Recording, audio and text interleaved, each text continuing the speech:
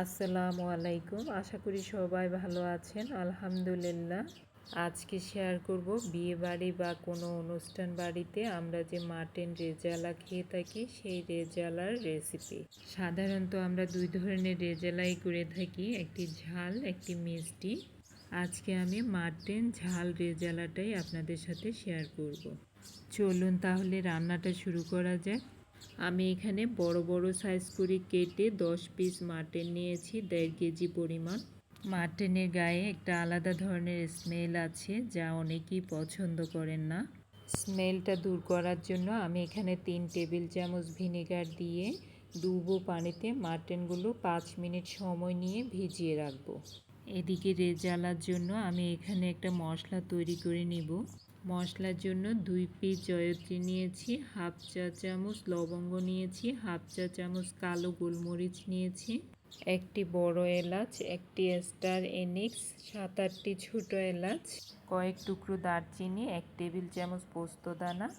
এই সবগুলো মশলা চুলার ফ্লেম একদম লোতে রেখে ড্রাই রোস্ট করে নিব, মশলাগুলো যাতে করে একদম মচমচে হয়ে যায়। সবশেষে পোস্তদানাটা দিয়ে চুলা থেকে নামিয়ে নিব। প্যানের গরমই রোস্টেড হয়ে যাবে, একদম ছোট দানা জাতীয় মশলা পুড়ে যাওয়ার সম্ভাবনা আছে। মশলাগুলোকে চুলা থেকে নামিয়ে একটু রেস্টে রাখলাম ঠান্ডা হওয়ার জন্য। এদিকে চুলায় একটা প্যান বসিয়ে তার মধ্যে নিয়ে নিলাম 1 কাপ পরিমাণ তেল। তেলের মধ্যে দিয়ে দিলাম বেশ কিছু পেঁয়াজ কুচি। পেঁয়াজগুলো আমি বেরেস্তা করে উঠিয়ে নেব। বেরেস্তাটা উঠিয়ে নিয়ে দিয়ে দিলাম বেশ কিছু গোটা গরম মশলার ফোড়ন, কয়েক টুকরো দারচিনি, 4-5টি ছোট এলাচ, 7-8টি লবঙ্গ, 2টি তেজপাতা। এবার দিব পেঁয়াজ। আমি এখানে 250 গ্রাম থেকে একটু বেশি পেঁয়াজ কুচি দিয়েছি। সম্ভব হলে কয়েক টুকরো মাটন চর্বি দিয়ে দিবেন। রেজালার মধ্যে খুবই সুন্দর একটা কালার আসবে। আমি আজকে কুকিং অয়েল দিয়ে রেজালাটা করতেছি, আপনি চাইলে সরিষার তেল দিয়েও রেজালাটা করতে পারেন। দিয়ে দিলাম 1 চামচ লবণ। লবণ দেওয়ার পর বেশ কিছু সময় নিয়ে পেঁয়াজ ইভেন চর্বিগুলো ভেজে নিব একটু সফট হয়ে আসা পর্যন্ত।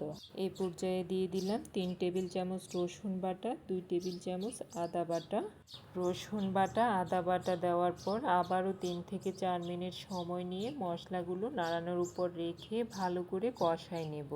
4 মিনিট সময় নিয়ে মশলাগুলো ভালো করে কষায় নেওয়ার পর দিয়ে দিলাম 1 চামচ হলুদ গুঁড়ো, 1 চামচ লাল মরিচের গুঁড়ো, 1 চামচ ধনিয়ার গুঁড়ো, 1 চামচ জিরে গুঁড়ো। রেজালার জন্য যে মশলাটা তৈরি করেছি সেখান থেকে 1 চামচ মশলার গুঁড়ো দিয়েছি, বাকি কিছুটা মশলার গুঁড়ো রেখে দিয়েছি পরে ব্যবহার করার জন্য।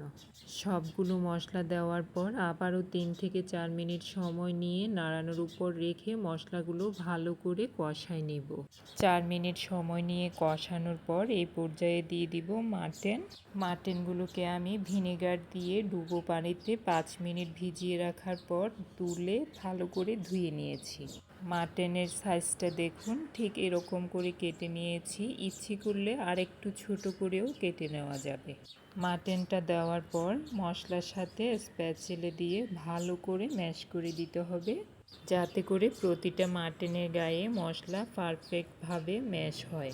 মশলাগুলো ম্যাশ করে দেওয়ার পর এই পর্যায়ে ঢেকে মাটনগুলোকে 10 মিনিট সময় নিয়ে কষাই নেব।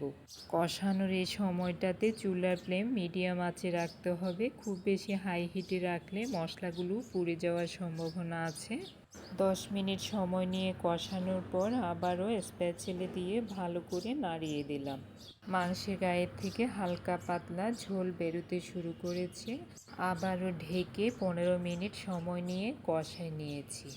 15 মিনিট সময় নিয়ে কষানোর পর দেখুন মাটনের গায়ের থেকে পর্যাপ্ত পরিমাণ ঝোল বেরিয়ে এসেছে। আবারও স্প্যাচুলা দিয়ে ভালো করে নাড়িয়ে দিলাম। প্রতি বৃহস্পতিবারের ইম্পর্টেন্ট একটা ইনগ্রেডিয়েন্টস দধি তৈরি। এই দধি তৈরিতে আমি কোনো দই বীজ ব্যবহার করিনি, একদম ন্যাচারাল নিজের হাতে তৈরি। 1 কাপ পরিমাণ দধি মাটনে দিয়ে দিলাম, বাকি দধিগুলো শরবত করে খাওয়া হবে। দধির ভিডিও লিঙ্কটাও ডেসক্রিপশনে দেওয়া থাকবে, প্রয়োজন হলে দেখে নিতে পারেন। দধিটা দেওয়ার পর স্প্যাচুলা দিয়ে মাটনের সাথে ভালো করে ম্যাশ করে দিয়ে আবারও ঢেকে 5 মিনিট রান্না করে নিয়েছি। 5 মিনিট পর দেখুন একদম পারফেক্টভাবে কষানো হয়েছে, তেলটাও মাংসের থেকে ছেড়ে আসছে। এই পর্যায়ে আমি পাশের চুলায় গরম পানি রেখেছি, সেখান থেকে 1 কাপ পরিমাণ পানি দিয়ে দিলাম। পানিটা দেওয়ার পর স্প্যাচুলা দিয়ে নাড়িয়ে দিয়ে আবারও ঢেকে 10 মিনিট সময় নিয়ে রান্না করে নিয়েছি। 10 মিনিট পর দিয়ে দিলাম 3টি কাঁচামরিচ মাঝখান থেকে ভেঙে 2 টুকরো করে, আর দিয়েছি আগের থেকে ভেজে রাখা পেঁয়াজ বেরেস্তা। রেজালার জন্য যে মশলাটা তৈরি করেছিলাম সেখান থেকে কিছুটা মশলার গুঁড়ো রেখে দিয়েছি। 1/2 টেবিল চামচ মশলার গুঁড়ো দিয়ে দিলাম, 1 টেবিল চামচ চিনি দিয়ে দিয়েছি, একটু মিষ্টি মিষ্টি রেজালাটা ভালোই লাগে। সবশেষে 1/2 টেবিল চামচ ঘি দিয়েছি, ফ্লেভারটা খুবই সুন্দর আসবে। ঘিটা দেওয়ার পর ঢেকে চুলাটা অফ করে দিয়েছি। রেডি হয়ে গেল ঝাল ঝাল মাটন রেজালা। আমার চ্যানেলে আরও একটি সাদা মিষ্টি মাটন রেজালার রেসিপি দেওয়া আছে, প্রয়োজন হলে দেখে নিতে পারেন।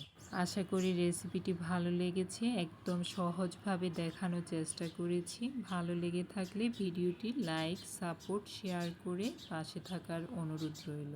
আজ এখানেই শেষ করলাম। সবার সুস্বাস্থ্য কামনা করে ভালো থাকবেন। আল্লাহ হাফেজ।